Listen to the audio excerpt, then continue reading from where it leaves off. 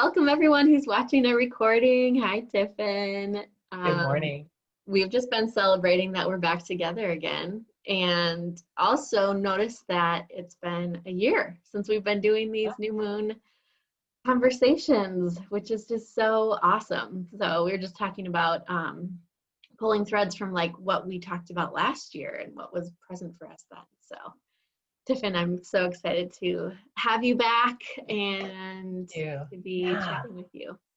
It's so good. And it really pulls for me this idea of cycles and returning. And, talking about the new moon is really presencing the cycle of the sun and the moon together and our awareness through each of the archetypes of the zodiac.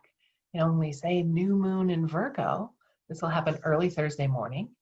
But it's like helps us, like that pin in the map of you are here. Where are we in the cycle of the year? Oh, we're in Virgo, the end of Virgo season, and next week we'll be entering the fall equinox with the sun moving into Libra. And that cycle of like, okay, here we go. The sun keeps moving, through the zodiac in the astrology map way. We keep moving around the sun in our orbit on planet Earth, and I love that there's a cyclical and a spiral, sort of like, okay, we're back to Virgo season, but we're at a it's a newness as well. Yeah, it's interesting. I can't remember if we were talking about this or it was someone else, but there's been this like this sense of familiarness to fall coming that is so comforting during this time. Obviously things are very different than last fall, but just this idea of like, oh, we're here again, and we can expect some of these things to happen. Like we can expect that we're moving into colder Oh my days. Gosh. Just like a little bit of that just feels really supportive right now. And there's so much, I love that you're pointing to, in times of chaos, in times of transition, in times of radical growth where we don't recognize a lot of things. It's certainly true for this year for most of us. But even in that, there are natural touchstones of familiarity that we can tune ourselves to, that coming of fall, noticing. For me, really noticing the moon regularly, like she's there, and we can most nights go out and see her, not tonight. This new moon is when the moon is right with the sun. And so it's not visible in the sky. But those natural world touchstones, I think, help us so much to feel connected or grounded. And I know so much of what we talk about in the group is that, what are the practices and what are the grounding things? Yeah. What are the rituals and traditions that you're creating with your families and your children to help give them that sense of stability and home while they're growing, while life is moving on, while we're changing. Yeah. Which is so, I never even put this together, but when you just said that new moon is when the sun and the moon are in the same right place, together in the same spot. That just reminds me of like the feminine and the masculine energy, right? And this idea of structure and flow. Like we need both to continue to, move forward and support ourselves. Yes, and it is, and the new moon, this is why it's that potent time to set intentions, to plant a new seed. It is the coming together of the masculine and the feminine to seed a new beginning. So we can really think of the new moon that way. And I love you saying the structure and the flow. And Virgo energy holds both, actually. Virgo, as an earth sign, is that very tangible, material realm, life through our senses, the earth element, right? Embodiment. And Virgo's version of the earth element is like, well, how is this system, this practical reality, organized for efficiency, for flow, for health and integrity? Those are the concerns of Virgo. Virgo is ruled by Mercury, our thought process. And so it's a very logical and analytical energy. It's very much about being able to discriminate and find the specific details in things, and to then sort and organize them and categorize them and put them in order. So out of the sort of creative chaos of self-expression and Leo energy, Virgo follows, and it's like, well, great, all this, wild creativity and childlike wonder and awe and generosity and leadership and self-expression of Leo. And then Virgo says, awesome, that's a bit chaotic. Take the best bits and make them real. Yeah. What is useful here? How can we work with it? And in the cycles of the sun and the moon, this Virgo energy, the sun has been in Virgo for over 3 weeks now.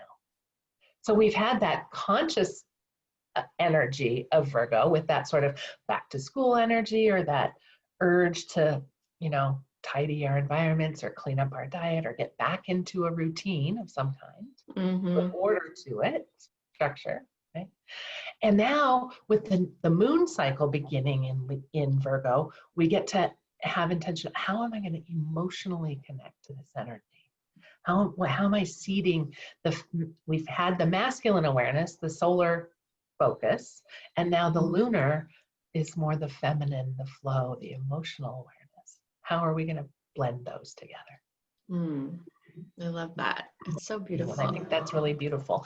And then just as Virgo follows Leo, Libra will follow Virgo. So with Virgo, we get clearer. We clean things up. We have a more healthy and integral system. Virgo loves that precision and organization so that things work well, so that they're healthy, so that we're healthy, right? With that attention to detail in a practical way. Virgo out of balance can be hypercritical and feel like, oh, it's only worthwhile if I'm doing, or if I'm productive, or if I'm super organized or super healthy. And that self-criticism and doubt is a big part of the Virgo energy as well.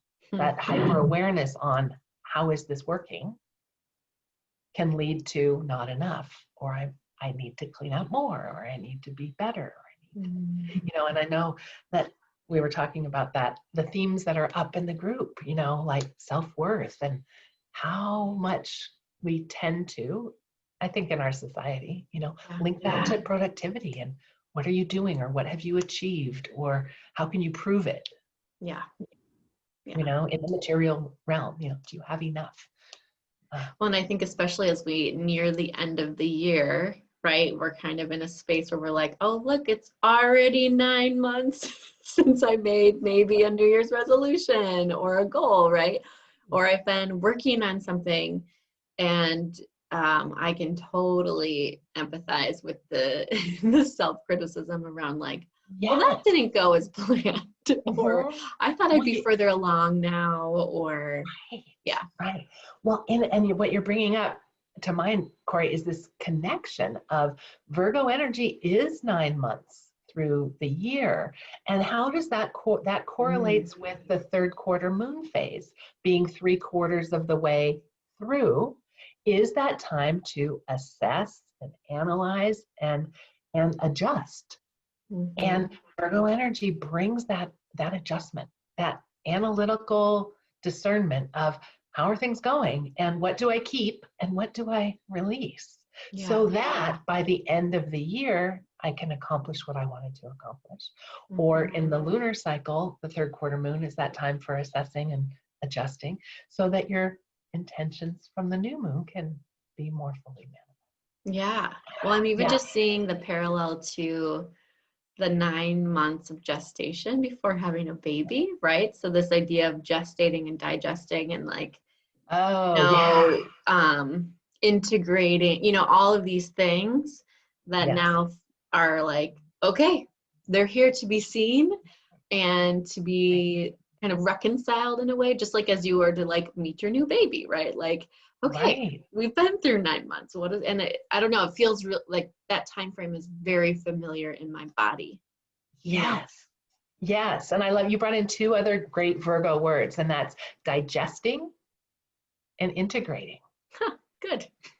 And the digesting, so Virgo does have a natural connection to health and the digestive system. Like what, our bodies are these incredible filters of discernment of like what nutrients are valuable that we're going to hang on to and what's waste material that we're going to let pass through. And that whole digestive tract is to like take out the good and the nourishing and release the extraneous or the non-useful. And that's kind of the energy of Virgo, Yeah. But the shadowy or the what to watch for is, are we swinging too far to that self-critical or that doubting, that not enoughness?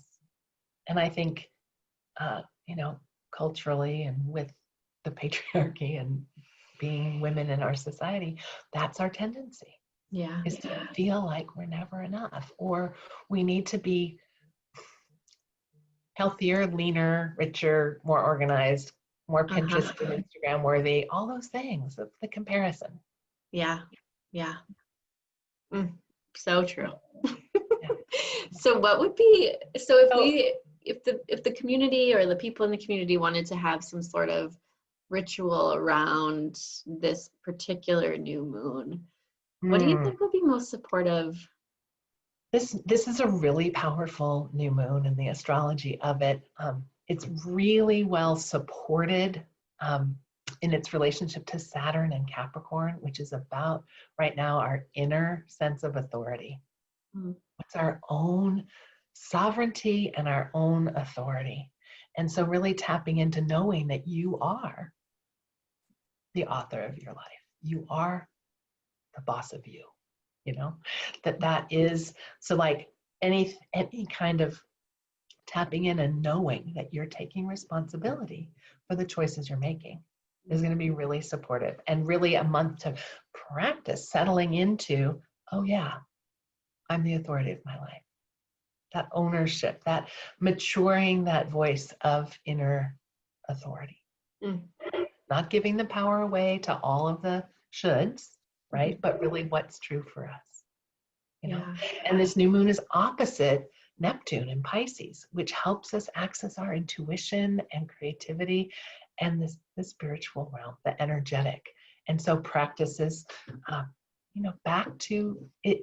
It's also a back to basics energy. Like, okay, Virgo supports us in routine and in the mundane. What in our days, how are we creating a simple rhythm and schedule? How are we supporting our bodies and our minds and our spirit? So a simple meditation or breathing practice to call in that support from that Neptune Pisces energy. Yeah. I've even been changing up structure and routine, like super, but not rigidity. Part of the essence of Virgo energy, it's the last sign of the summer season. As soon as the sun moves into Libra, we're in fall, astrologically. But the last sign in each season is very flexible and fluid, does have a responsiveness and a mutability. Like it is about change and flow. And so checking, like, am I working with the Virgo energy in a way that's responsive and flowing, or have I gotten rigid about it has to look this way in order to be organized and clear? Yeah, like just recognizing the resistance. I forget when I like, oh good, I'm going to clean up my daily routine and my diet and my exercise and my, I can get real all or nothing with that. And that's the shadowy part of Virgo. And then when it's so rigid, of course, I don't need it. And then there's the self-judgment and the self-criticism. Oh, yeah. Yep. But if we can tune in, gosh, I'm so glad we're having conversations. Like hearing myself say it, it's a reminder of like structure and flow. Like you were saying, sun and moon together, structure and flow. And I think we are always sort of yearning for that. Is there a coming together within me of the divine masculine and the divine feminine? Yeah. That clarity and that responsiveness, that feminine flow. Yeah, that makes so much sense. I was even called to, I've changed up the planner I use, which I was super excited about it because when I was looking at this new planner I'm using, I'm like, it's so beautiful. You know, the earth sign in me, the Taurus in me is like, it's Your love of beauty, pretty. I can touch it. I got new pens, you know. But then I opened it up and I was like, oh no, like I'm not used to this. Like how this isn't gonna work, you know, like because I've been using a different planner for literally like 4 years. So the idea, I don't know why I decided it would be a good time to switch, but it only took me a week. I was in resistance for about a week and I was like, you know what? Why don't I just spend some time with it? Like, where can I find the flow in it? And now I love it. Like, now it's really working for me. But just noticing a little bit of that resistance to like try a different structure because the old structure wasn't working for me either because it was just going through the motions. Right. Yeah. It had lost its power. It had lost its ability to help me. Right. So that's a beautiful thing. So as we're thinking of the routines and the structures to support us, does it help us get in touch with our inner authority, our sovereign decision making, our truth, or is it a go through the motions kind of thing? Mm-hmm. Yeah. It reminds me of like, you know, when you've used the same shampoo for a really long time and then you get a new shampoo and you're like, my hair feels amazing. Oh, it feels amazing.